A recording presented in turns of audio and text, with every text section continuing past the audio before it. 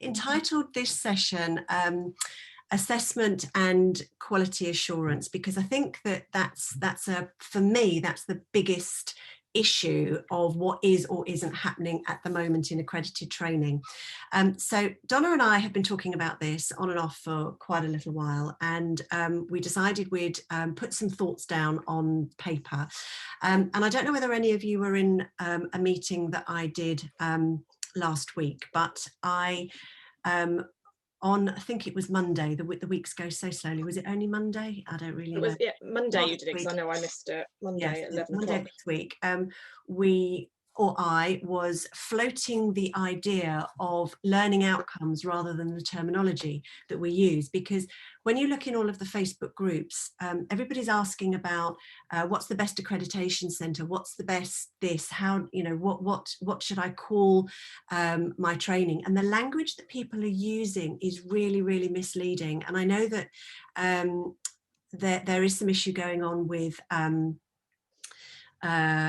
the Advertising Standards Authority as to whether you can call your courses level 3 if they're not actually credit rated, misleading people to think that they're getting something that they're not. And it's something that both Donna and I have had lots and lots of calls, and I know other people have had lots and lots of calls from people to say, is my qualification actually a qualification, or is it an accreditation? So it got us thinking about the language that we use, first of all.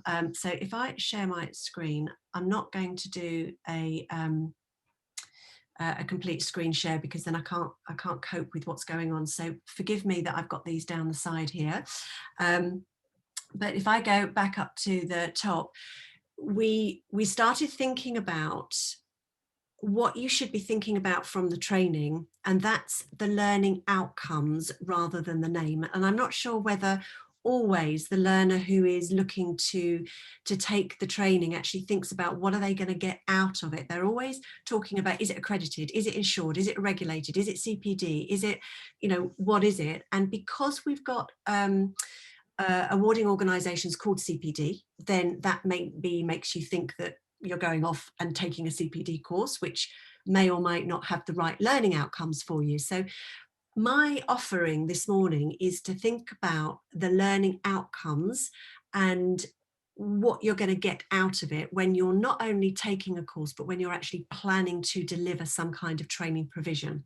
Because I believe that every form of training that is out there is valuable to somebody, but it's just trying to find the right course for you. So hopefully you would agree with that.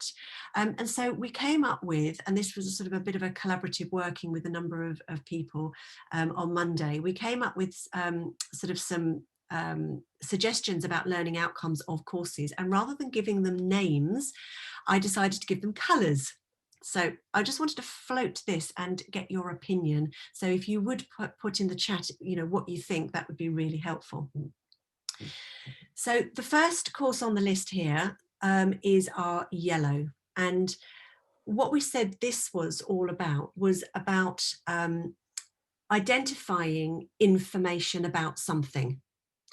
Now, this could be a live demonstration that you're watching, because you're going to gain knowledge from that. You're going to gain a skill. I watched something about barbering earlier in the week, and I'm cutting my husband's hair this afternoon, so I will be able to assess whether I've actually learned anything.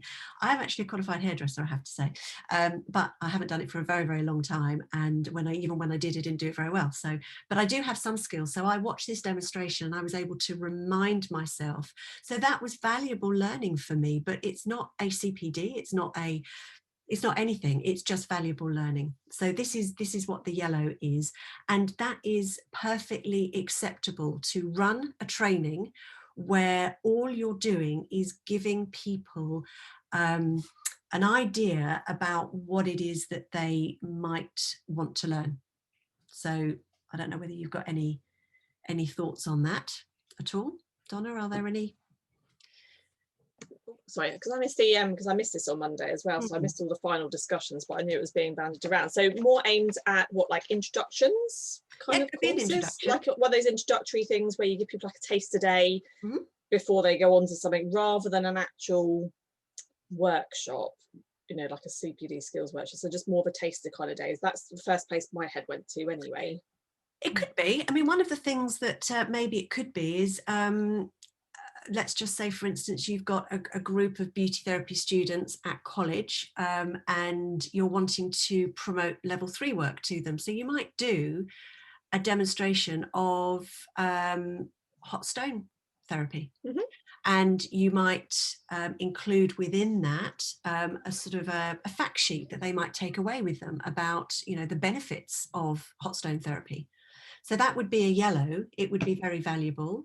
It could be that somebody could use that as their continued professional development if maybe they had they'd done hot stone therapy, but maybe this yellow provisioned course was lava shells, and it was a demonstration of lava shells. So it's a different form of using heat.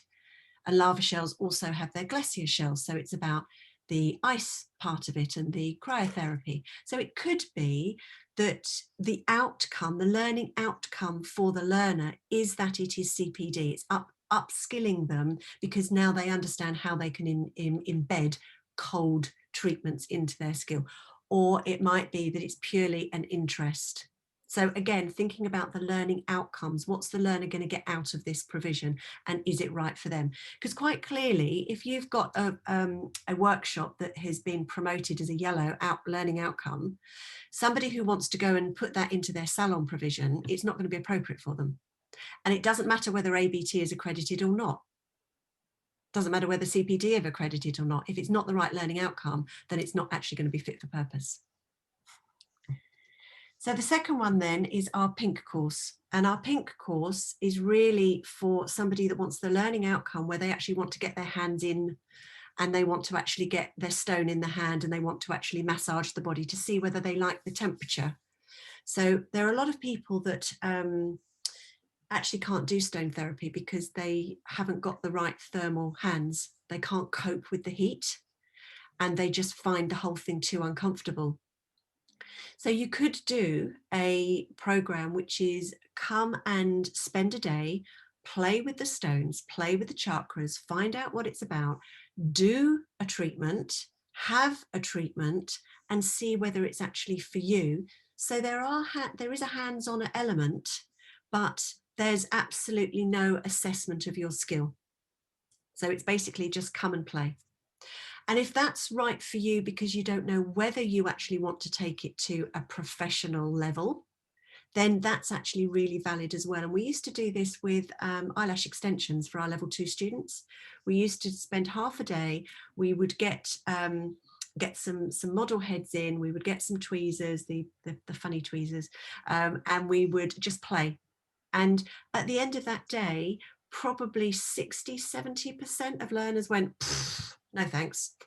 I don't want to invest a lot of time, money and effort doing lash extensions because I can't even hold those tweezer things properly.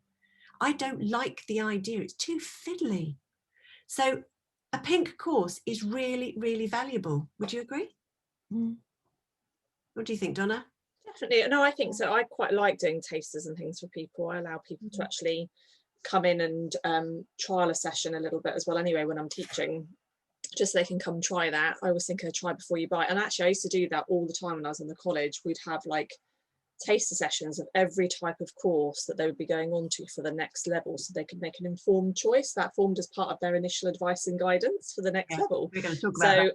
Yeah, so that there'd be all this other stuff that would come afterwards, but the first port of call is, right, you know, your week, we'd have a whole week set out for it, and it's like, right, Monday morning you're going here, Tuesday you're going to go there, you know, all that kind of stuff. That's so that you're great. all, yeah, I used to like that as well. But I let people now, like, you know, come and get to know me. I let them just pop in, come and watch a lesson.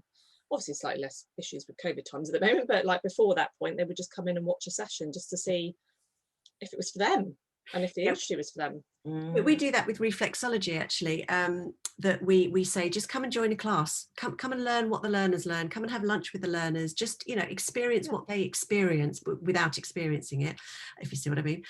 You know, maybe have a treatment, and if we've got an odd number, then we'll actually, you know, see whether they want to do some practicals. So again, it's about the learning outcome. What's the learner going to get out of that kind of experience is really important. So then the next type of course is the purple course. And so the purple course is what a lot of accreditation companies might call a short course provision.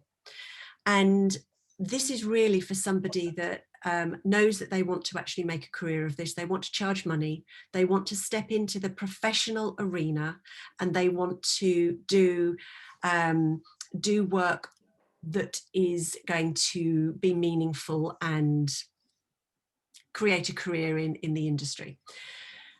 And I think there's a real issue between a pink course and a purple course in my mind. And so we started thinking about, well, what makes the difference? Because one of the things that is really, really hard is there is absolutely no way of differentiating within the accredited arena. So if you've got a CPD course, a CPD accredited course, an ABT accredited course, a BABTAC accredited course, an FHT accredited course, actually that's not strictly true because there are reasons in there, so forget that, forget the BABTAC and the FHT, because actually they are completely different. But what makes the difference between an ABT and a CPD and an IHPM and a That's a long list. DAI and Guild and you know what I'm trying to get at. What makes the difference? And the answer is, at the moment, nothing, other than your own integrity and the fact that you know you're doing a blinking good job. And what I think we need to do is start talking about, well, what does that mean? What does that look like? And for me, one of the biggest things is the assessment. It's the, how do you know somebody can do what you want them to do? If they just turn up and play, and that probably sounds really condescending, and I do apologize, I don't mean to upset anybody, but if they are just coming and playing, then you don't really know whether they're going to be any good. You don't know whether they've actually been able to meet and greet a client. You don't know whether they've been able to do a consultation, follow up aftercare. You don't know how they're getting on because you've not built that into your short course provision. And I guess the difference between a BABTAC and a FHT provision, and there might be others, so again I apologize if I haven't captured them all, is that they actually build in some assessment strategy to this. And what I'm suggesting is that you all build in some assessment strategy, regardless of who the accreditation company is. It doesn't matter whether nobody accredits it, you should still be doing this. And that's what I want to look at, how we can get that. And then maybe how we can move forward to actually help people understand that they're looking for a purple course. That's really where they should be going if they are looking for longevity in our industry. And I've said also that it's a stepping stone maybe to a nationally recognised qualification, because that's really where we should be all heading.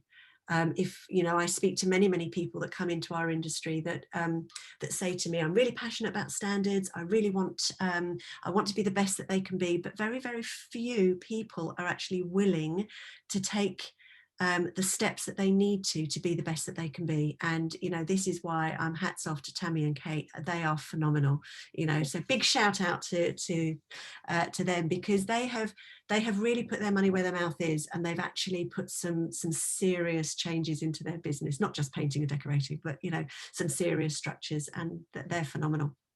And that's available to everybody, because there's plenty of people that will help out there. So we want to go on and talk about assessment and quality, but I think that's what makes the difference is the assessment. And what we should be looking at is that there is no difference between doing a purple and a blue course, other than the external accreditation. So what is a blue course? Well, a blue course is a nationally recognised qualification that is only recognised by City and Guilds VTCT, ITEC, CIDESCO, CIBTAC, Focus Awards or TQ UK.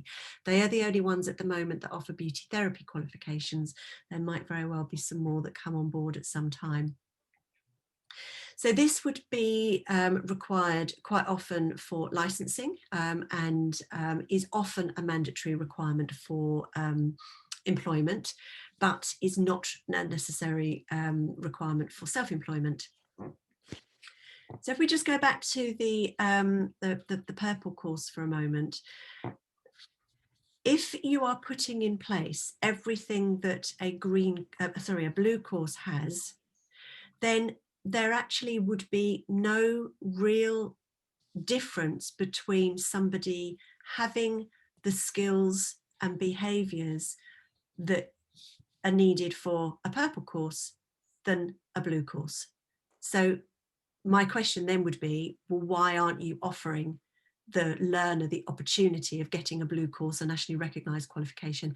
And I know the answer to that. The answer is one of three things. One, because it's too expensive. Well, guess what? You can join a consortium and you can actually be part of a gang that do that. That you don't have an assessor's award. Well, guess what? You can be part of a consortium and we'll help you find learners to work on with a national recognised qualification so you can get one. And the third one is you don't have an internal quality assurance person. Well, guess what? You can join a consortium and you can have access to somebody that works with that. So what we're trying to do is break down the barriers and increase the quality assurance and give people choices, I think. I think the only other thing I'd probably add, I guess, for the only other difference would be is if it doesn't exist yet either. Will be the only other thing. Is that coming next, or is that? But yeah, that would be like the only other thing, isn't it? If it doesn't exist on the framework at the moment, then it's still going to be a purple course, isn't it, at the moment? But it can have all of the other qualities and attributes of your blue course. Exactly. Yeah. Has anybody else got anything that they want to add to or question or query with that at the moment? For me, I think that really opens up as you're talking about, Louise. It's something that is really good, actually, because it really will help. Sorry, I've got an ulcer and it's making my sounding really difficult for talking. So do excuse that. It's like an eye-opener suddenly. I'm going, wow, this worked. That's really good. And I think it really will give an opportunity to lots of people to think, I can step up my standards and I can feel that I'm more professional. And I think you need to talk about more of this to everybody else and share it outwards, because that is just a real good way to help in our industry to be lifted up in standards. Thank you very much. It's a brilliant idea. Thank you, Kim. Thank you. It was a collaborative working, wasn't just me. But one of the things I just did want to raise, and in the meeting on Monday, we did have a couple of people who were not anti this, but were really concerned about whether people would look at the kind of the colour coding and feel that their courses were inadequate. And I had to say, well, if it is inadequate, then yes, it is inadequate. You know, come on, you can't have it both ways. You can't say, yes, I am wanting to champion standards and I want my training to be really good, but I'm not prepared to actually put any assessment in there. And all I really want it to be is a yellow or a pink, but I want it to have the credibility because I've written it against the NOS. You know, you can't bandy about these words and expect people to actually have decent learning outcomes from it. So thank you for that, Kim. I agree with that. And I'd be very interested in it. I'm so sorry there's no image. I just can't make my video work. That's okay.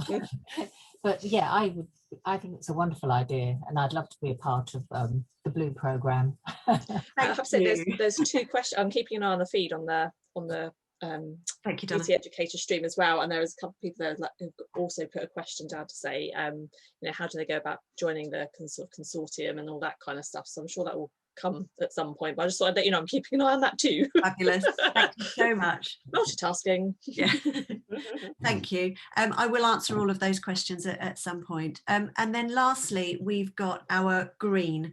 And we also looked very carefully at the colouring of this as well, because I didn't want people to infer anything by the colours.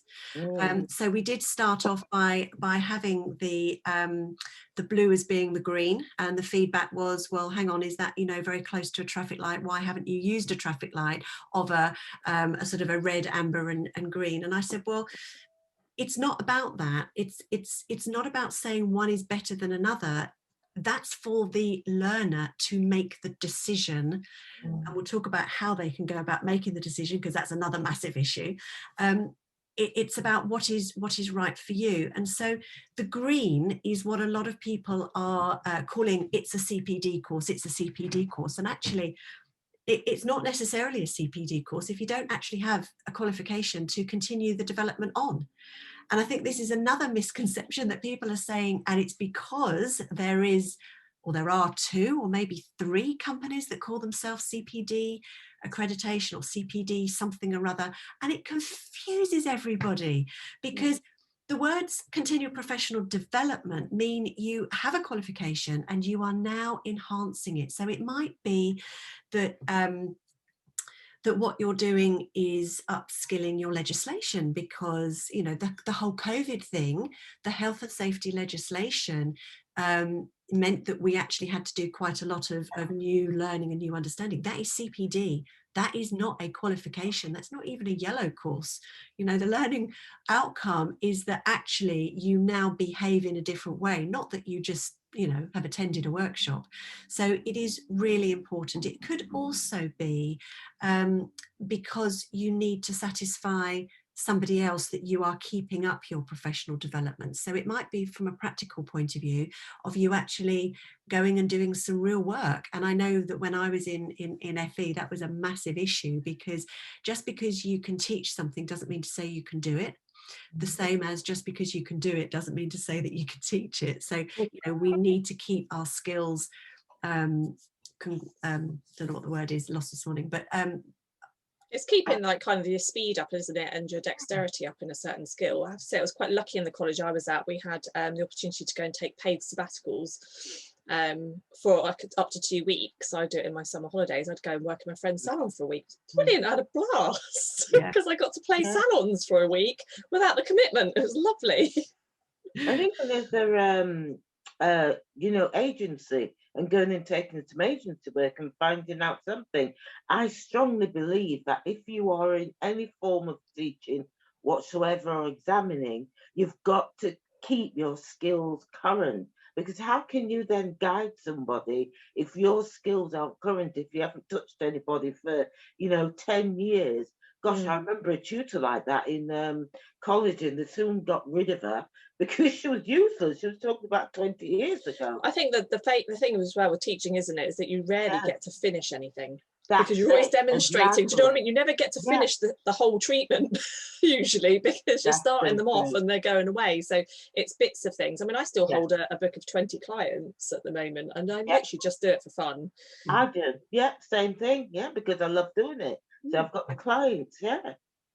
I think it's which way around you look at it, it's difficult. I remember conversely, when I was working full-time in college, we would have trainee educators coming in from salons, and they struggled with the approach of driving. They wanted to teach somebody speed waxing without going back to basics and them even knowing how to hold a spatula properly.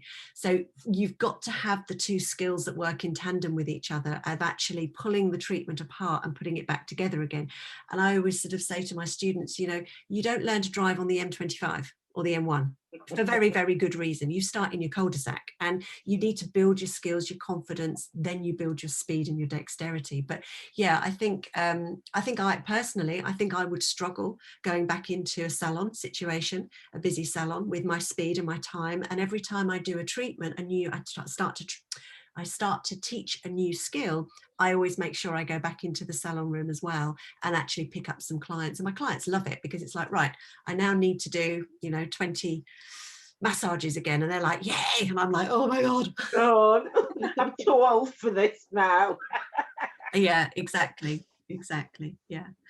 So that is my suggestion, and that's what I'm putting out there, is that we stop talking about a name of a course. So it's not a level 3 this, a level 2 that, unless it obviously is.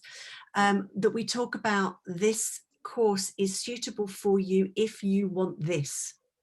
And we start asking questions. This is what I want. Will this get me to that stage? So we come on to the assessments. Why should we do assessments?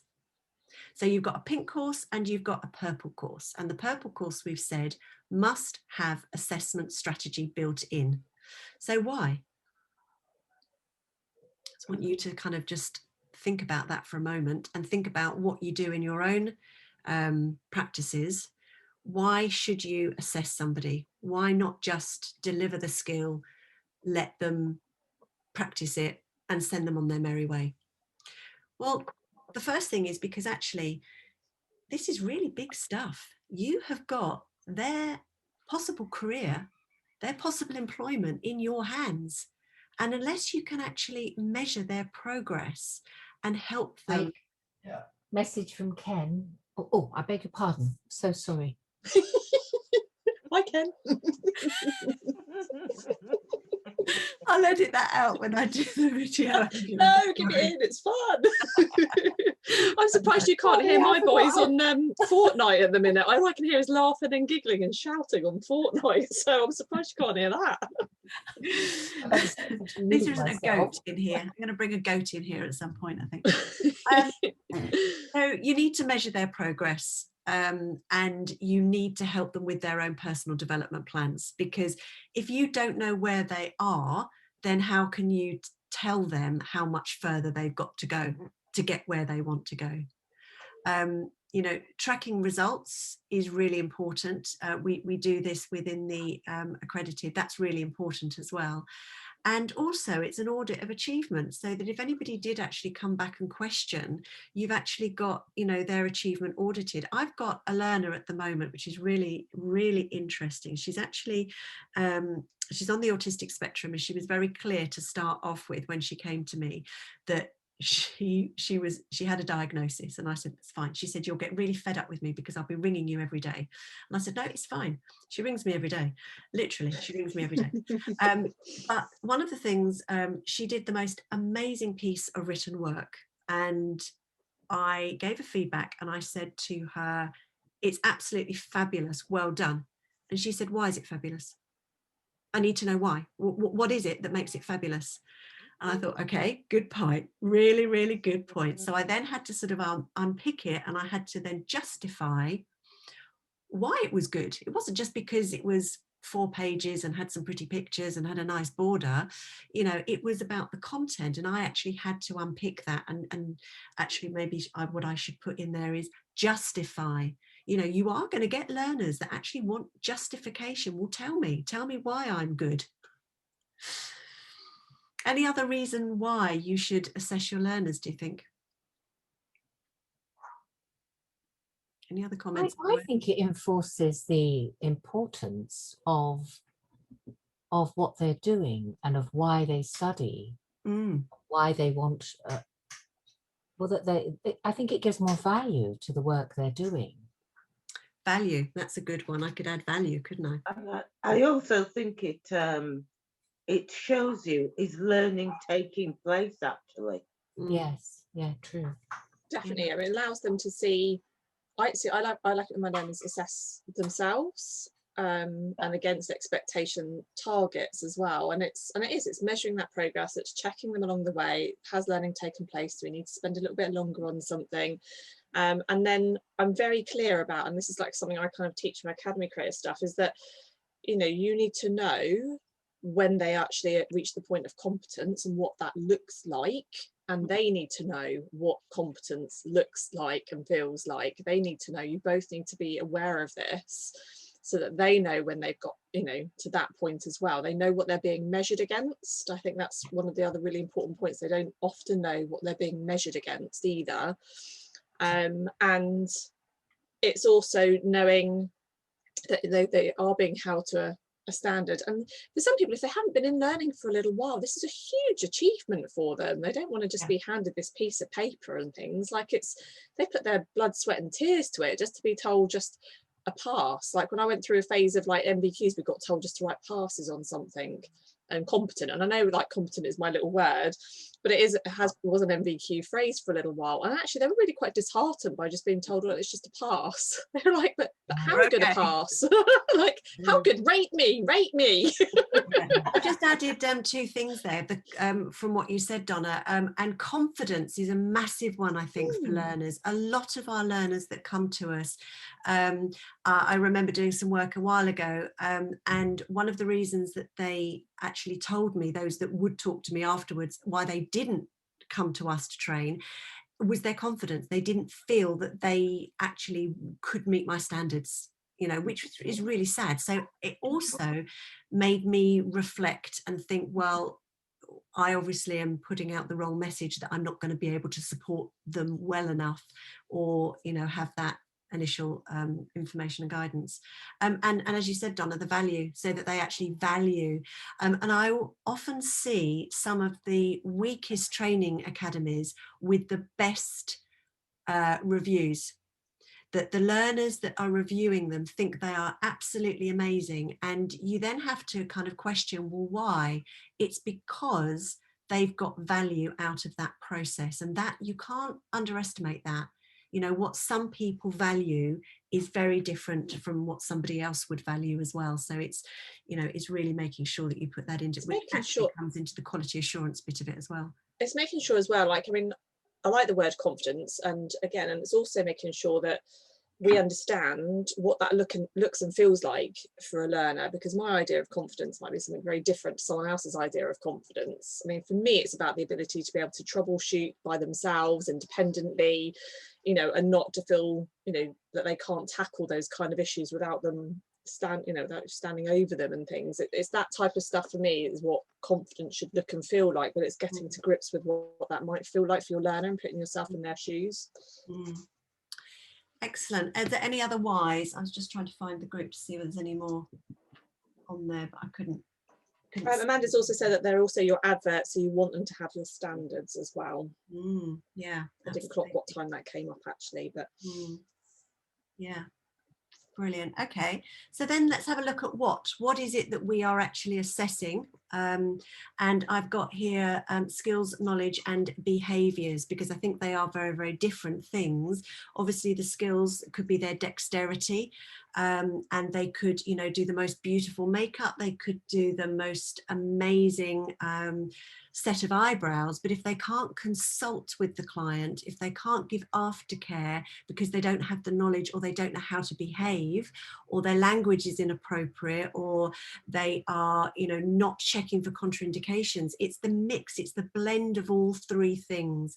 So the standards are the standards that you set, and the knowledge, skills and behaviours link into that, don't they? Yes. Completely. I mean, that's all soft skills for me are just as important as the practical dexterity that someone has. And like I say, that everyone has the dexterity for something they need. And I think students quite often get very focused on the end point as well. And for me, I don't really like that. I think that's the beauty of teaching my own or teaching outside of the FE, is I don't have to worry about when that endpoint comes. That can be the endpoint ready when they're ready, and not when I've got a timeline set or something like that as well. But I think I definitely agree. It's being out the ability to be able to take that knowledge and apply that again to problem solving and different techniques and different things that you're going to be presented with your clients. It comes down to nails, it's knowing what you can and can't work on, and it's being able to apply that knowledge and not just do a perfect manicure with a perfect French polish or something like that, which is probably a little bit old hat now, isn't it? But like, because they're all gel polished now, but it's that kind of thing, isn't it? It's being able to know what you do in what you can and can't do. And actually, when you start to see a lot of the questions that come up on a lot of forums, I think that's where we're lacking in what we need to be putting in there. And I will hold my hands up and say, I need to review everything I'm doing. You know, I'm not perfect. And I see things pop up all the time and think, I need to have a check. Have I done that? Have I put that in? I was very delighted with the new qualifications that are coming on board, because this is the biggest thing that is being added in. It's the behaviours, and I think this is what we've lost. I don't know whether we've got any FE educators on the call this morning, but when I was in FE and when I trained, there was only one way of training. You went to college full-time for 3 years. You did hair, beauty, wig making, advanced whatever, general studies, wiring a plug, making a crepe, all the rest of it. But what we were able to do over that time period was actually develop behaviours. And I've had many situations where the learners that I taught in my first early days as an educator, we're going back many years now, I've caught up with them, and they've said that they really didn't like me at college at all, which was great to hear, because I was too much like their mum. And what they meant by that was that I was always picking them up on walk your client to the door. You know, don't say this, say that, or phrase it in this way rather than that way. And how about just asking the client if they're a little bit more comfortable, or, you know, are they warm enough, and picking up on that perception, the kind of nagging thing that your mum does when you're a teenager. And that's, I think, the behaviours. How a beauty therapist, how a nail technician behaves is one of the things that when we do short course provision, when we do day workshops, when we do online stuff, we can't influence as much. And it's how you can find a way of changing somebody's behaviour. And if you can't find somewhere because you only do a day course, then that's absolutely fine. But you need to advertise it as a pink course with that learning outcome, that I'm not going to create your attitudes because I don't have time to do that. And if somebody's already got great attitudes, then that's fine. If they don't know what you're talking about, then that might be a question that they might start to ask is, well, what do you mean by that? And where can I go and get that?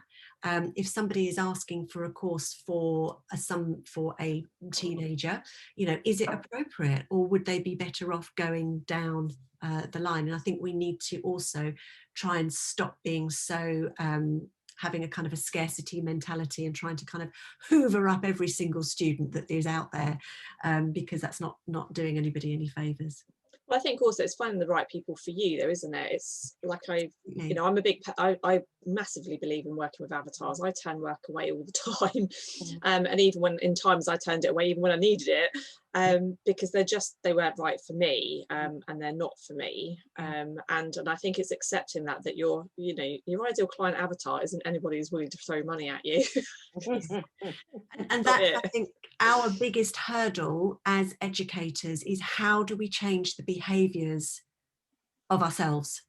Yeah, it has to start with us first. When we're all a bit desperate for work. Yes. Yeah, for sure.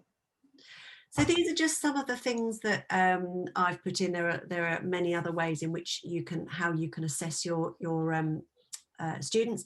Obviously, you can observe their performance. So there's a difference between observing them in a role play situation and observing them in a real performance way. So maybe you could have a pink course that you could turn into a purple course because you build in some extended observation of performance. Maybe they come back and they show you what they've done maybe 2 months later. Maybe they video what they do. Maybe they video just a consultation bit of it, if that's the bit that you're concerned about. Written answering, nobody likes written answers. They're coming back in the kind of the 16 to 19 forum. But I used to really like the written answer, because I used to be one of those people. I'd be thrown by multiple choice. I'd have a very firm idea of what I was going to say in my head, and then I'd look down and be like, that's not one of my choices. Like that's not what I was going to pick. So I'm pleased about that if it's coming back. That is one of the advantages of written answers is that you can waffle. And when I talk to my students when they're doing assignments, I do say to them, I would much rather have your words and know that you are explaining it from the heart the way in which you would explain it, because I can then judge whether you understand it or not. If you are literally taking a piece from a website or a book, and even if you're clever enough to kind of reword it, that shows me that you've got some understanding to be able to reword it, but it then becomes a grammatical thing rather than a understanding. So yeah, and of course multiple choice does confuse the hell out of people, because they sort of say, but there were 2 right answers. It's like, yeah, but one's righter than the other. And there will always be, and actually learning to answer multiple choice questions is quite a skill. So if you're going to put multiple choice questions in your assessment strategy, you need to help people. And I think that there was a multiple choice question that was on Facebook this week, and actually it was just a really badly written multiple choice question. I think it was hairdressing, but it just, you know, and when you've worked with an awarding body, you know that there is a particular way in which you need to write questions, so that the stem with the answers being in a particular way, and they mustn't be misleading and all sorts of things. So writing multiple choice questions actually is a bit of an art. Yes, it is. I've done the training on that over the many years. Yeah. And it is an absolute nightmare. And especially if you're doing it for a second language, because what happens is some words do not transfer over. So your paper has to have both English and the country, whatever they are, language. I mean, we've had strange things such as, you know, it's saying that, as an example, you know, in what direction would you remove your wax? And the actual translation said, this is chicken soup. How the hell that happened? God only knows. Fabulous, absolutely fabulous. I love it. I remember marking some papers a number of years ago now, and they were international papers, and you don't get to know where they come from, the papers. But the question was, what's the most appropriate response to, it wasn't an emergency, but it was a sort of an incident, an emergency incident. And the answers, all of them, almost without fail, the answer was, get underneath the bed, because the country was a war zone. And actually that was the appropriate answer. So, you know, it's really interesting when you start to do those sorts of things. Yeah. But what you also need to think about are bias, and you also need to think about language barriers and interpretation. Do you know who is taking these questions? Have you done a sufficient, we're going to look at initial guidance and support, but, you know, do you know what level of academic ability these learners have got? Will they understand every single terminology that you are asking them when you're doing written and multiple choice papers? And maybe not. So maybe a professional discussion is actually far better, that you actually just talk to them about, so what would you do if, and I saw you did that, but maybe if you'd have had this type of client, what would you have done, or what could you have done? What's the difference? And that's a way of gaining some really tangible evidence that you've, you know, made a decision that actually this learner can do what they say that they should be able to do. We can also use treatment plans and case studies, and this is what some of the accreditation companies do. They would say, you go away, you do X number of treatment plans, you send them in so that I can see. We call them reflective practices in the complementary therapy world, so that you are reflecting on your treatment. I think that's a good thing to build in with case studies. I don't think case studies have enough reflection in them. It's about, so what have I learned from this process? So that's something that you can build in as well. And assignments, little booklets of quizzes and labeling and asking questions and getting answers as well. Is there anybody or anything else that somebody uses in their training that are assessments that we could add into here? Only more like where it kind of comes into the case about scenarios. I quite often do scenarios for things, so that. Do you do them written, or do you do them sort of in a professional discussion? They generally are written, because it's usually like an extension activity, or a way of me testing. I use scenarios a lot with things like aromatherapy and stuff, like just and reflex and things like that, just things that, you know, might require just a little bit more depth of things that they might come up with, and facials and things like that. I tend to do it with something that they might be tempted to end up with the same bog standard person almost in front of them. I tend to add a lot of case study kind of work in there to try and get them to problem solve a little bit more. I like that, problem solve. So what would you do if type of things? Yeah, if this client, you know, client A turns up with this, this and this, presents with that, this is their concerns, but what can you see that needs to be done, and how are you going to address their concerns as well as the other things, and what would be your course of plan of treatment? You know, I like them to think about the long term and not just the transactional thing that's in front of them, the whole plan of treatment and things as well. So could also be just changing people's behaviors and giving them ideas of the business as well. So, you know, if you take eye treatments, for instance, there was a thread this week about repatch testing. And I put on there that, you know, there's a lot of people who believe that actually we should be patch testing every single time. If you're putting chemicals near the eyes, on the eyes, all sorts of things could happen. And if you haven't patch tested them, then, you know, you are potentially opening yourself to danger. And the answer was, but that would just take too much of my time. And it's like, well, yeah, but, you know, what's the potential other side of the coin? And, you know, it's all about risk assessing, isn't it? So maybe you could use the opportunity to assess whether, so what happens if somebody comes to you and they say, I've had a patch test down the road, you know, is that okay? So you using that as a kind of a discussion, this is the situation, what would you do? I have seen those threads actually. There's quite a few of, do we patch test for reopen and stuff as well, and I'm like and all of them, because they might not know they've had something, and because there is, you know, issues with, you know, the potential of someone having COVID and having reactions and stuff, and they're like, well, can we do it before? I'm like, just do it one day, just open up on the 12th and just do it. Do it for everybody. I'm literally, I everything that can be patch tested, I repatch test again for reopening, and then if there's even a remote chance that they've had anything once I am open, they get done again, because it takes 30 seconds. They don't even have to come into my nice clean safe room. I will meet them outside and patch test them outside in the open air if I have to. And so the next one then is when do you assess? So if you're going to actually look at how far they've come on their journey, you need to actually know where they start from. I think that's really important. You need to know about this person. What can they do now? And where are you trying to get them? And within a class, you are going to have people at different stages of their learning program. You're going to have people that have done all of the pre-learning reading that you've asked them to do. They've been on YouTube, they've watched all some videos. Some people may have already actually done a qualification and just been out of the industry for a while, that want to come back and refresh. And it's important to actually benchmark where they are, what do they want to achieve, so that you can actually check those learning outcomes. Obviously, prior to practical training, during and following. And I think a lot of training organisations don't do any of that. It's just like, you know, come and play for a day and off you go.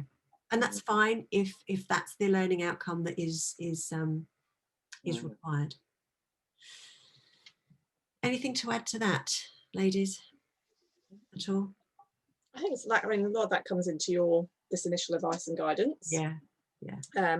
Hence why you can't just click on my courses and buy them straight off the internet and things as well. I have to talk to everybody just to make sure, because some people do generally, if they've got really good keen interest in something, they've done some research, they've looked at things. It's good to know where they're at. People are a lot more savvy these days, and we'll have a little kind of trial run. You know, YouTube can be our friend and can't be our friends in some cases, so you know, they might have learned some things. I think that's great. And doing the some prior reading, I'm a big fan of pre-reading and things, but testing the pre-reading as well, and then testing that again on site. I like them actually to have some more knowledge before we come around to doing some practical, but time to absorb that knowledge is really big for me. And then definitely during for like a regular check on learning, and not really their more formal check for me to hand a certificate. I like a big distinction between the two sorts, really, for me. Brilliant. Anything else that we can add onto this slide, though, from anybody? No? Okay. I just wanted to highlight that if anybody is wanting to go down the assessor's route, you actually need learners to assess, and they do have to be on a regulated qualification framework program. Unlike the award in education and training, from a teaching point of view, you can't assess them making a cup of tea. You actually have to assess the regulated qualification. However, the very, very first part of this is the principles and practices. So this is a really good unit if you want to step up. So this could be part of your CPD. And CPD is something that I'm going to be doing a tutorial on, not next week, but maybe the week after that, as to what on earth is it and how do you go about doing this 360 plan for yourself. And part of it is that you have to look at where you need to be with your upskilling and your qualifications. This might be part of your CPD plan. So I've put the link there. It does go to the teacher trainer. I'm sure there are many, many other places, but I love Fanil, and he is just bends over backwards to help everybody. So this is why I want to plug him. And as I said before, if you want to do the actual full award, we are developing a consortium of educators, assessors and consultants, really, that will actually help put learners in front of you so that you can actually learn what it is that you need to learn. But this is the very first rung on the ladder, if you like. So if you don't want to go that way, but you just really want to step up and make your current pink courses into purple courses, then this might be something that you want to do just for yourself and understanding principles and practices of assessment. Okay. So then moving on to quality assurance. Why do we need quality assurance? So these are the three words. If you are doing your Assessors Award, you will understand that actually all of your assessment practice needs to be quality assured. Why? To make sure that your assessment practice is valid, authentic and sufficient. So what do we mean by that? Well, we've all had a situation where we've got a favourite student. We can't, you know, a student that you feel sorry for. I mean, Donna, we had this conversation, didn't we? Oh yeah, I'm a sucker for a sob story, and also the ones that make me tea. Bring your cakes. Yeah, oh yeah. We have lots of cakes in our training organisation. But you know, that doesn't make it right. And I don't know whether anybody knows Nergish, who runs the Fab Service Star Awards. If you don't, look up the company, because they are amazing. But basically Nergish has got a fabulous history in our industry, and so she knows an awful lot of people, and yet she will not budge with giving Service Star Awards to anybody, doesn't matter who they are. It's like that. And it's, you know, it's really, I think, important that if we are giving out these pieces of paper which give people license to do other things for other people, that we are making sure that what we are saying is valid, authentic and sufficient. So they're the words that you will come across all the time. So what do we need to quality assure? What do we need to put a check in place? Now, you could do your own quality assurance. If you're doing a regulated qualification, then obviously you can't. It needs to be an external party. But actually, if you're doing a pink or a purple or a yellow or a green, blue, green, you can do your own quality assurance. So you can actually sit down with yourself and have a conversation. I work on my own, and as far as the level that I'm working on, and I have to quality assure myself.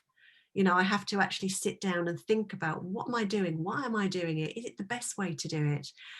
You haven't always got people around you.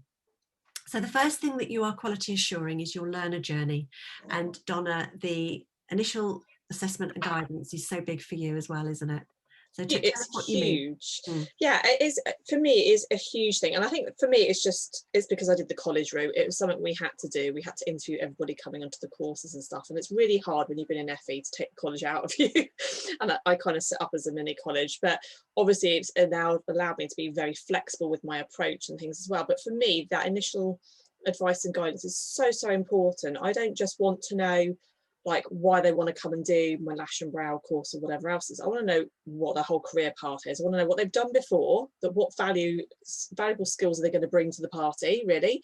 You know, they might have some wicked life skills that, you know, they've worked on a receptionist job or something, like things that I know will help those soft skills that they need and those behaviours. I want to know why they want to do the course they're doing. And then what their plans are afterwards. What are they going to do with that? Where do they want to work? Do they want to work in a salon? Do they want to work for themselves? Do they want to work from home? And, you know, like, you know, I literally want to spend half an hour, 40 minutes sometimes with each of them. And like, sometimes it's longer over a cup of tea, but we literally go through like their life's plan based on one course that they might be doing with me. But, you know, they come back time and time again. And I have to say, like, through doing this, I'm very lucky. I don't actually put that many adverts out. I will hold my hands up for that. I don't really have to push that side of my business because I have a nice holistic business, because they come back and they're on a plan and we work the next step and they'll go away and implement in their money, then come back and do the next step. And it's all part of a focused career pathway. I'm not just saying to them, right, pluck this one here because that looks like your favorite and pluck something else. It's about building a treatment menu and building a business. And I think we're going to work independently like that. We've got to think that way. We've got to show them how to build a business, because most of the people I see, they all want to work for themselves. They've done an office or something like that. And again, that comes back to knowing about who's your client avatar and what their needs are. Like, what is it they're likely to do, not just be transactional, say, sure, come on my lash and brow course and send them on their merry little way. We talk about this in, you know, as therapists and nail technicians, the consultation is really key, isn't it? So initial advice and guidance for me is like doing a consultation. And I don't understand why a lot of training organisations who pertain to be absolutely amazing at what they do as far as their treatments, and possibly are, don't put the same practice into their training. So they don't actually work out whether what you are proposing to do for that student is actually suitable. I don't know. It's really strange. I've turned many people away because I don't want to work with them, but that's a different thing. But also I've not turned people away, but I found an alternative for them, because that's the most appropriate thing for them. You know, they think they need to do a whole course again when actually they don't. They need some bespoke training. They need some guidance. Maybe they need a business mentor to actually help them use the skills they've got. They don't need another course. And the object syndrome. Course junkie syndrome, exactly. Yeah, and I think that's something else that's really important, that you actually keep yourself in check and say, am I making sure that my learners, what I'm giving them is suitable for them? Yeah. Is it what they need rather than what they want? Well, it's getting that out of them, because they don't always know. And we're all the same, aren't we? We see something, we see this shiny thing, and you're like I can be like a magpie. I have to talk myself down some days about making snap decisions. You know, and I can be like a magpie, and then I've really got to think about it, and then I've got to think, right, how am I going to implement that? What's that going to do for me? What am I going to get out of that? Like, you know, I'm going to go and do my, I've had to put it off, I'm going to go and do my Reiki, but I'm only doing that for myself. I'm doing that for no other reason, and that's fine. I've got no intention of ever teaching that, you know.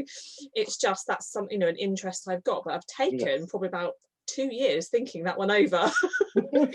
Yeah, absolutely. I think also that comes on to the third point here, the inclusivity and accessibility. Actually, have you got the skills to help this learner? So if I take my learner who you know, was very concerned about whether she was actually concerned that whether she was right for us. And I took, you know, a lot of time to say to her, it's not about whether you are right for us as much as are we right for you? Can we support you? Can we give you what you need?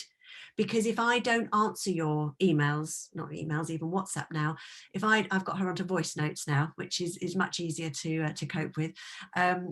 You know, if I can't answer them, then you are going to go through the roof, worried, sick that you've done something to upset me, or you know, that you're not good enough. And if I'm not prepared to actually do that for you, then I'm not the right training provider. But it could be that the learner's dyslexic. It could be that the learner is partially sighted, that has arthritis, that hasn't got the right dexterity, is, you know, is really clumsy, that's got, you know, all sorts of things. And if you don't know that about the person, maybe they're perimenopausal and they're going to, you know, crash every week on you or be tearful. Maybe they're going through a divorce.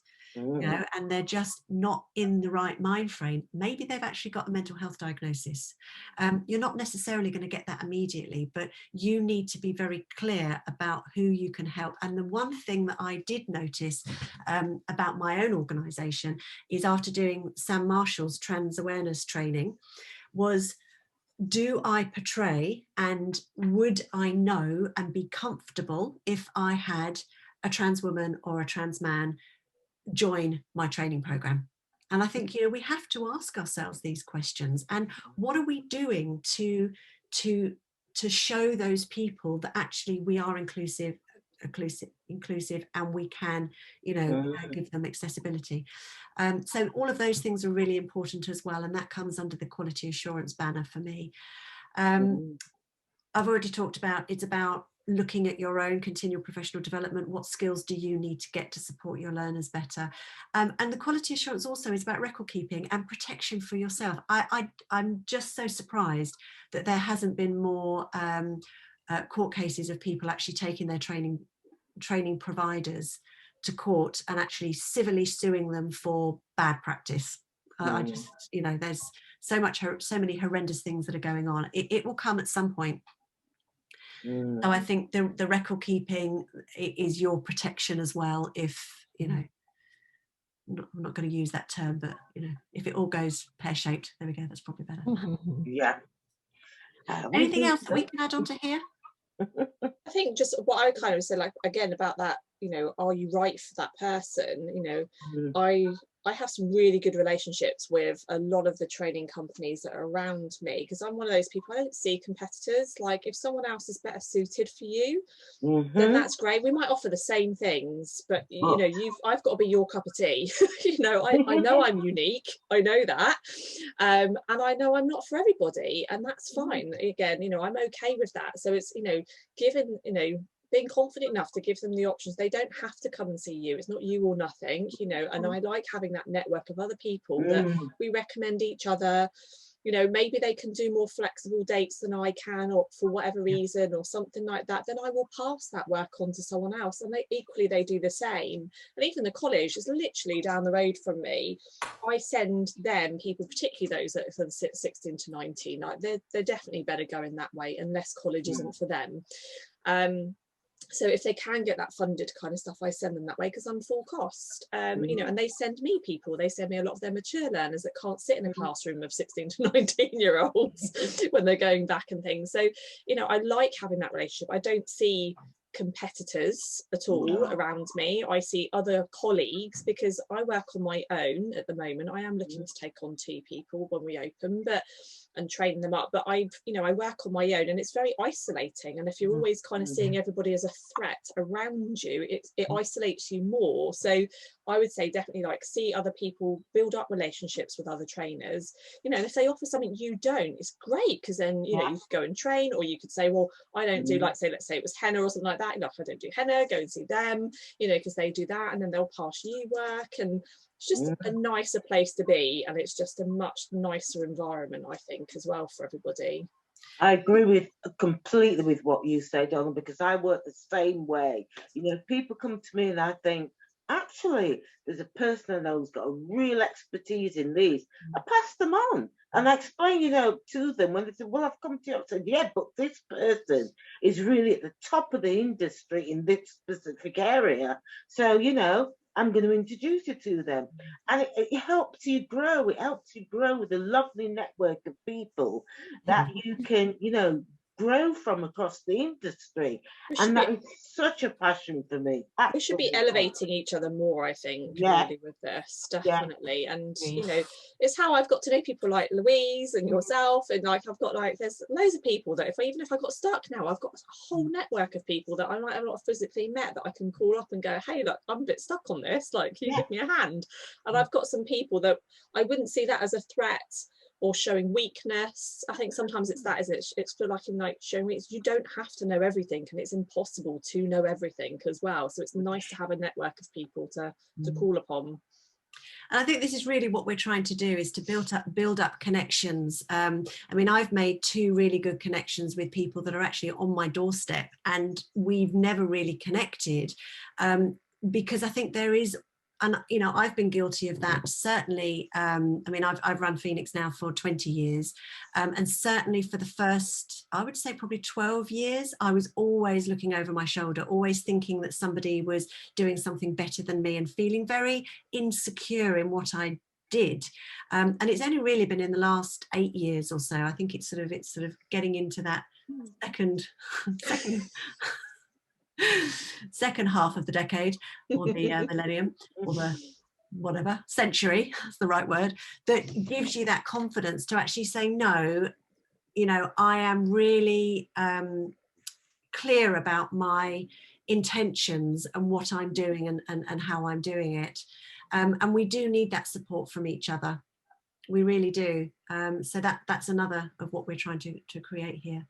I think it's important because as long as I've been in the industry, you know, I reach out to people and say, I'm not sure about this. Can you help me with that? And I did that exactly yesterday because I needed some information, which I've not done for quite a while. And I reached out to somebody and said, oh gosh, I really need to go through this again. And we sat for an hour on the phone. You know, don't feel, you know, ashamed or in any single way. If you don't know something, or you have to go to somebody and ask them for help, because it helps you to gain knowledge, and the person gets a happiness out of being able to help you as well. So, you know, go for it. Yeah. So I think we need to write that into our greater good gang, don't we? We do. We've got a greater good gang going for people that, you know, are there, that, you know, will not say, God, you should really know that, you know, you're terrible, but will actually just, you know, because you don't know what you don't know, and you can only see things through the eyes that you have. So I think that's the fear of putting things up in a forum sometimes for some people. Yeah. It's that fear of that, isn't it? But I think, going back to that sort of quality assurance and things, I think it's just finding different ways to demonstrate that as well, and being at, like, say, you've got something to go back on, something to measure, you know, something to check as well. So that record keeping is so important at different levels. Brilliant. So how? So you can do learner surveys. I always send out how is it for you? And I normally do it sort of within about 6 weeks of their course, but I'm talking about long-term courses here. So this may or may not be appropriate for a short course provision, but, you know, how was it for you maybe? So that they can do it anonymously, because I've been on training courses, and at the end of the day, when you're desperate to get off, you're tired, it's been a long day, you've got a train to catch, and they stick a piece of paper in front of you and go, fill this in. You're not going to give it proper reflection, and you might just circle it, or you've got to hand it back to the trainer if you felt, you know, maybe the trainer had BO and you want to sort of, you know, put it on there, but you're not going to, because you've built up a rapport with this trainer now, and you actually want. So, you know, how was it for you as a sort of an not anonymous, because you need to know where somebody's coming from, but somebody else may be doing it, and that's where things like jot forms are quite good to be able to do. They're free, and you know, you can collect the data as well. You can have somebody observe your skills. Now, in further education, we get you very used to doing that. We're forever having somebody pop into our class with a clipboard and watch us teach, and it's horrible, absolutely horrible. It's like when you're driving with somebody in a car that you don't know too well. You always, you know, don't drive very well, or, you know, and, you know, forever you're sort of saying, well, I don't normally drive like this. But having somebody else observe your skills, I think, is really important. Sharing good practice, going and having treatments, giving treatments to other practitioners is a really good way of quality assuring what you do. Maybe having a professional discussion with a mentor. So we were talking about the Greater Good Club and the consortium of, you know, if you're worried about what you're doing, or you want sort of, you know, somebody to kind of assess your course provision, then, you know, that could be something that be done. And certainly within the educator group that I've run, there's about 6 people that have put themselves forward as mentors that are very happy to help. And, you know, there's plenty more.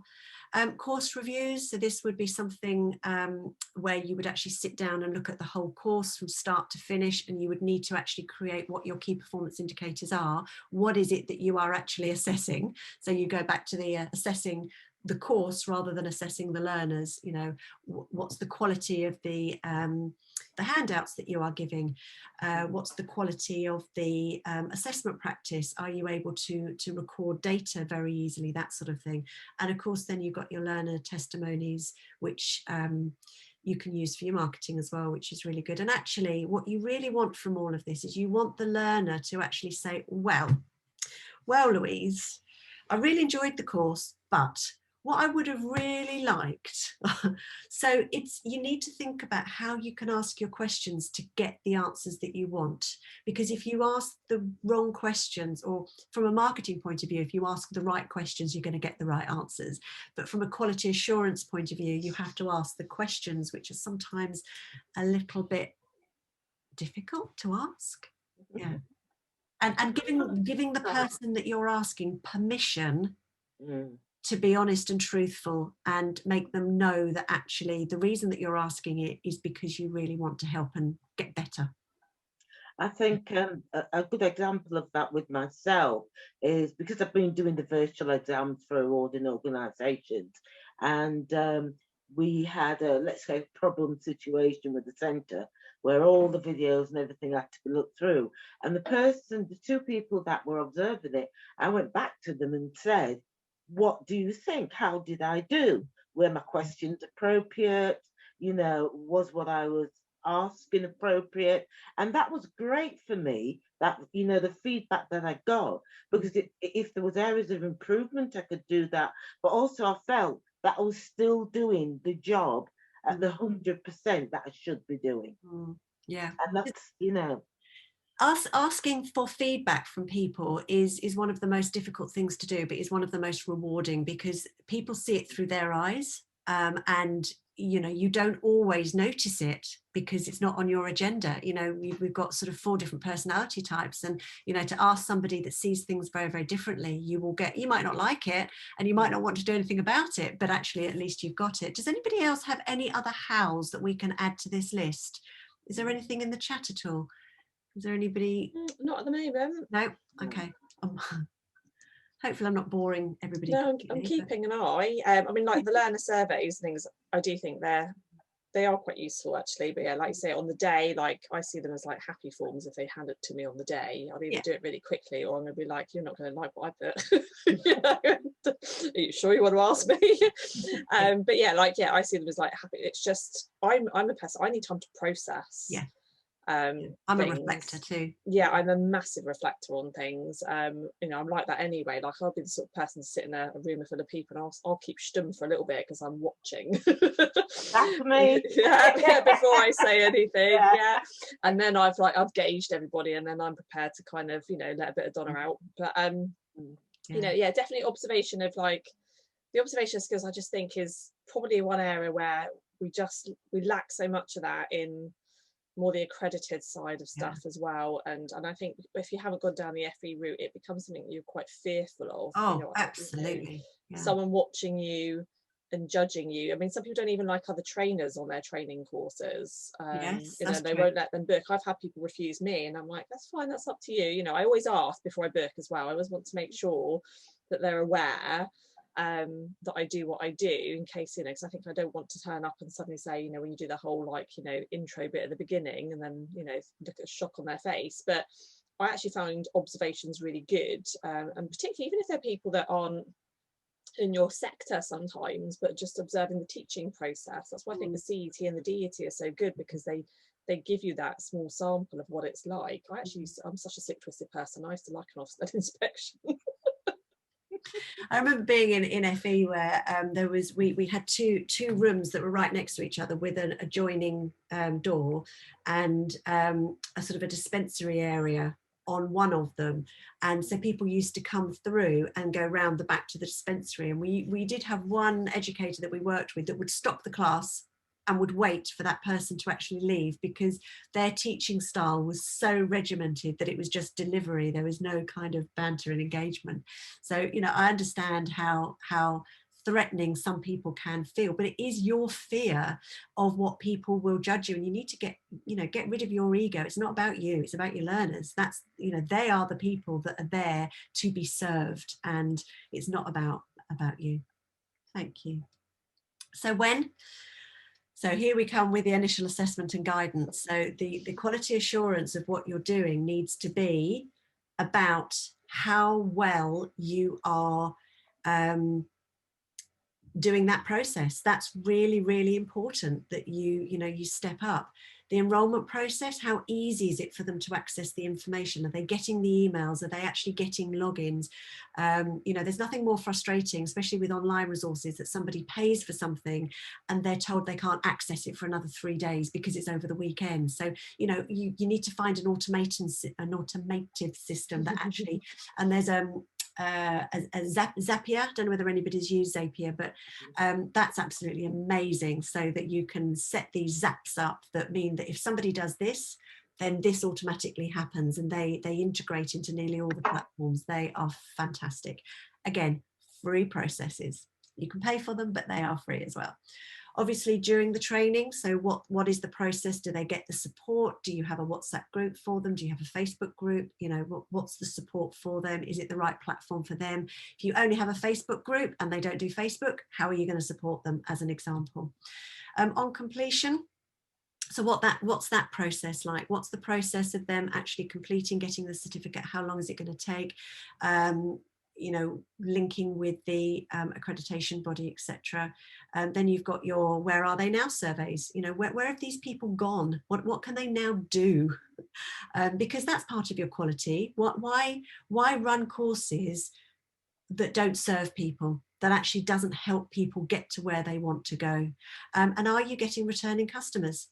So I've called them customers, students, learners, whatever you want to call them. But, are these people coming back to you? And if they're not coming back to you, why? Is it because you're not offering them what they want? Or is it that they've had enough of that experience? Thank you very much. And they don't want to engage with you anymore. So again, some tough questions that you might want to ask yourself along the way. And then finally, if you wanted to do the internal quality assurance qualification, you have to have 2 assessors that are assessing at least 3 learners each to be able to do your IQA qualification. So this is something that will stop people moving forward. The consortium that we're setting up will help with that process, but you can do a knowledge only award so that you have got that information. Okay, so this is a level 4 award, and it really is a level 4 award, because it sits on the quality framework. And again, I've highlighted the teacher trainer because Fennell is a good egg and he's part of the Greater Good Gang, but there are probably plenty of other places out there that where you can do this, and it's online only. It would be assessed, but from a knowledge point of view as well. But it means that you can then put those processes into your purple course or your pink course to make it a purple course. I think it's also a good point just to point out, like, when you're doing that single award, that single unit, it's actually relatively inexpensive as well in comparison as well. So it's actually quite a nice, easy sort of tag on. I think we sort of said that we costed them, they're around about £100 or something like that, give or take, which is actually not bad at all, actually, considering it hasn't got the practical aspects. But like I said, you can only get the practical aspects if you've got the candidates to work with. But the theory knowledge that you could implement into your accredited courses or any other type of course that you're going to run will be worth its weight in gold, and that would be worth the investment as well. I think so too. Yeah.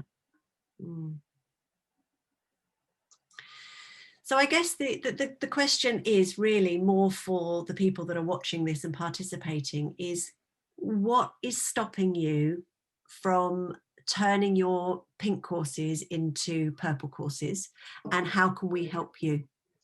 You know, yes, you will need to invest time, money and effort. You know, I haven't got a magic wand, left that on the beach. But if you are willing to make it a long-term plan, then there are lots of people that will help you, whether it's because we can put you in touch with people, or we can, you can sort of join a group of other people doing a similar sort of thing. Tammy and Kate, I don't know whether this is an appropriate time to bring you in. Would you like to sort of say what you've done or not? Turn your camera off if you don't. Kate's unmuted. Yay, Kate. Yes, I mean, we currently, and before lockdown, were just accredited courses, which we have always been quite determined to make sure that our courses were the best that they could be anyway. And looking at other course provisions that are offered, we were quite confident and quite happy that ours were above and beyond kind of some of the ones that are lacking, that are available. But we've now moved into kind of the first steps of offering the regulated qualifications with Louise. So we want to be able to give the student what they need and what they want, and that just massively mirrors this colour system, and just about just suiting their needs, and whether that is with us or not with us, you know, just giving them the best service that we can really, and obviously making sure that we are making them fit for industry and salon work and whatever they want to go off and do after being with us, and hopefully to get them to come back and upskill and further train with us going forward, which we're quite lucky to have a lot of that anyway currently. So it's an exciting time. We're non-stop now doing our we're obviously doing our IQA and our DET at the same time, and it's a lot. I mean, we've finished our theory now for our IQA, which is fab, but it gets the old brain ticking again, I think. So, you know, it's I things that you forget and you think, oh yeah, I'm going to implement that in my training. So I think it is always really good for us to upskill as well, as much as sometimes. Oh, sorry. I was just going to say, it's like you go on other training as a trainer, it just ignites your passion. And it's the same for teaching, in that we've done a lot of this theory work now, and it just makes you self-check and self-evaluate and just think, oh no, I am actually really confident in what I'm offering. However, I could do this, or this is new and different and I haven't thought about that. And it just kind of makes both sides of our course offerings better. That's really lovely to hear as well, actually, because it's just about how many times people like myself and Louise will kind of say, like, you know, you'll get so much more if you try and do like your DET, and you know, you'll have all these extra skills and all this kind of stuff. It's actually really nice to hear it from people like yourselves that are in the thick of it at the moment and seeing that there are benefits in doing those additional units and that additional learning.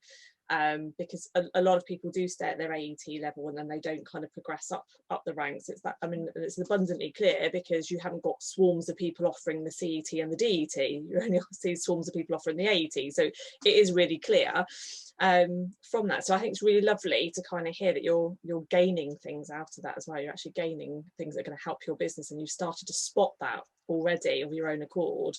So hats off to you. I mean, the long-term aim is that you become your own satellite centre, either with City and Guilds, or you take on, you know, another awarding body in your own right.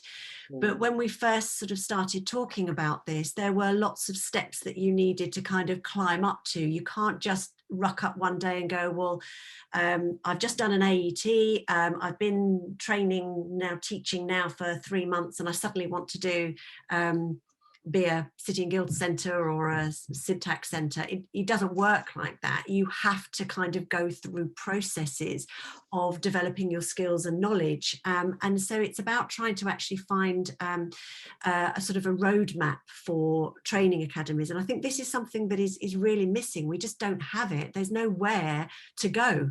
If you don't go through the FE route and and you are running pink courses and you don't know how to change them, maybe you don't have to. Maybe that's not what you are supposed to be doing, but maybe you need to look at the language that you're using so that you don't infer that you're doing something that you're not.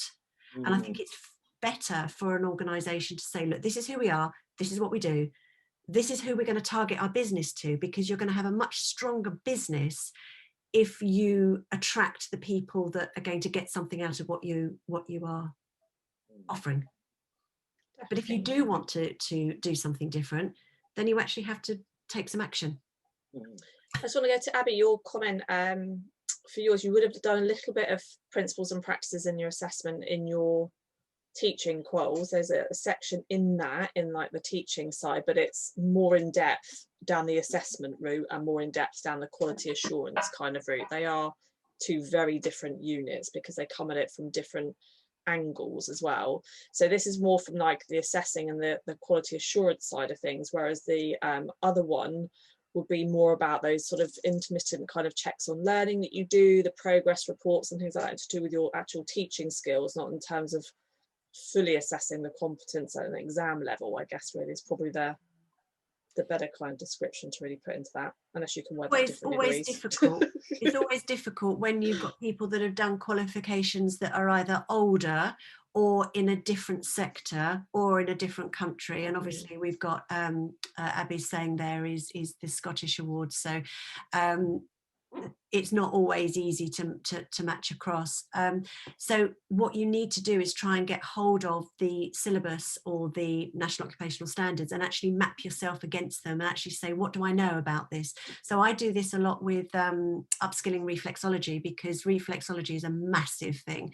So people have often done courses, but they will meet the NOS to a certain degree, but what they haven't had is any of the assessment strategy built in. So before we put them to assessment, we actually need to know how much of the skills and the knowledge they understand. So we literally we take the syllabus, we go through it, and we have a conversation that says, what do you understand by this? Is that something that is meaningful to you? And we then create a little pocket of knowledge, and it's usually reflective practice, that actually all the pathologies that they haven't covered. And then I know that all I need to do is to work out how I can get that part of the learning, and then they go to the assessment. But you need to be involved with an accredited body to do that effectively, I think. Just going back to the other feed as well, and obviously like Laura sort of mentioned, things that might be stopping her maybe going down the regulator side is money, and that does have a financial implication. That does need business planning and mapping out.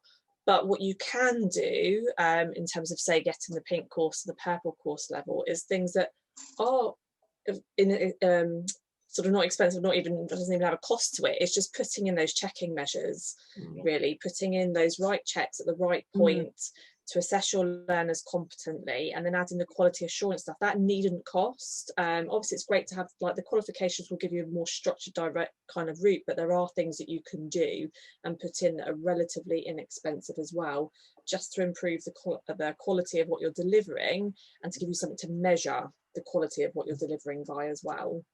So it doesn't have to be a massive expense, and it's not regulated courses aren't for everybody either. They're not necessarily something you have to do. It doesn't have to be your pathway either. You can happily do accredited. Like Louise said, it's about making sure that you know what you are and who your audience is, so that you know who you're marketing it to, and so you're getting the right thing. And I have to say, communication is massive, I think, and a big problem for some parts of our industry, because most of the complaints we get in our industry, even at a therapist level, is usually a lack of communication, and not through usually fault. It's usually like one person thinks something's going to happen, the other person thinks something's going to happen, and you've both got completely different views of what the outcome's going to be, and one person's clearly disappointed at the end of it. Yeah, very much so. The other thing I think when you're thinking about businesses is that, you know, there is a very real aspect to, if you want a business, you have to invest in it. And part of a business development plan might be to take a loan.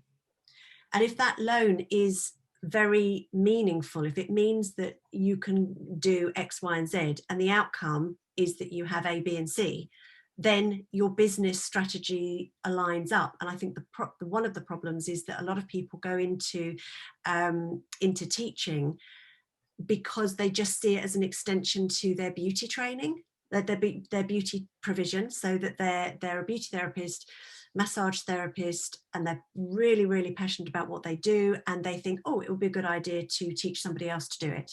And they don't stop at that point and redo their business plan and go back to basics and say, right, who is my client avatar? And I get this a lot when people are saying, what do I need, an AET or a DET or a whatever? What do I need? And my first question is, well, who are your clients? Who are you wanting to teach, and what are you wanting to teach them? Because if you are pitching yourself at maybe upskilling people that have been in industry for a long while that just need perfecting, then you don't need a DET, because they are already, you don't need to go to an accreditation company even. You could put yourself out there as a skills developer, somebody who has got great skills themselves that can give other people the opportunity to come and spend some time with me. We used to do this with nails, with my nail education. And we used to say, just come and spend a couple of hours with Tony and just work with her and let her watch what you're doing and correct you if she needs to correct you, but give you some tips and some ideas. So that might be your business strategy. Well, in that case, you don't really need anything. So it's about coming back to the business side of what you're doing. And I think, Kim, you'll endorse this, because business is a massive part of what your consultancy does as well, isn't it? Is that, you know, it's not just an add-on. Oh, I'll just teach somebody nails today. This is important thing. You are in control of somebody else's destiny, really, by teaching them. So, you know, give it some real considerations is what I would say. Please do that. Yeah. I think I've got to the end now. Well done. And me and Kim, we've successfully done this a lot. We do that. No, I'm just checking the feed actually. Yeah. I think the last thing for me to say is that this recording will go into various groups. It will also sit on our Industry Support Network YouTube channel. So if anybody wants to go back and see any of the videos that we've done before on qualifications, interviews with Jill Morris, which is exciting, all sorts of various bits in there, do have a little look. We've also got an Industry Support Network page that you can like. We are creating, for want of a better terminology, the greater good gang. So the consortium of people that are just prepared to put their money where their mouth is, step up and help our industry become great, because it is a great industry. But as I said before, you only know what you know. You don't know what you don't know. You only see from the eyes that you've got. And, you know, we are all able to do things better. All of us. So there we go. Contact us, reach out if there's anything we can do to help.